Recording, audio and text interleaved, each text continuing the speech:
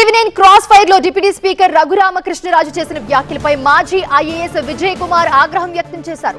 కొన్ని కులాలను మతాలను రఘురామ టార్గెట్ చేశారని ఆరోపించారు. రాజ్యాంగ పదవిలో ఉన్న వ్యక్తి ఇలానే మాట్లాడతారా అని ప్రశ్నించారు. అనుమతులు లేని చర్చలకు నోటీసులు ఇవ్వడానికి మీరెవరు అని ప్రశ్నించారు విజయ్ కుమార్. కేవలం ఒక చర్చ్కి వెళ్ళినంత మాత్రాన, ఒక మాస్క్కి వెళ్ళినంత మాత్రాన, ఒక గురుద్వారాకి వెళ్ళినంత మాత్రాన వారు మతం మార్పిడి అయినట్టు కాదు. అది అందరికీ తెలుసు. ముఖ్యమంత్రి చంద్రబాబు గారు అనేక సార్లు అనేక టెంపుల్స్కి, చర్చెస్కి, మాస్కులకి వెళ్ళిన విషయం అందరికీ తెలుసు. సో అందువల్ల mere attending a prayer, mere attending a ritual doesn't make conversion unless ఒక పద్ధతి ప్రకారంగా కన్వర్ట్ అయితే తప్ప.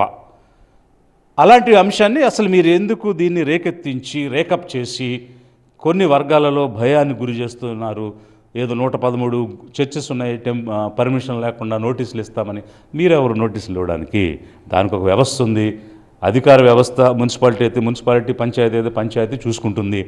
రెండవది, 113 చర్చలకి పర్మిషన్ లేదని మీరు గుర్తించారు కదా, మరి రోడ్డు మార్జిన్లో, కాలువ మార్జిన్లో, చెరువుల మార్జిన్లో కట్టిన గుళ్ళు ఎన్ని గుళ్ళకు పర్మిషన్ లేకుండా కట్టారు? అవి నోటీస్ చేశారా? వాటన్నిటికీ నోటీసులు ఇస్తున్నారా?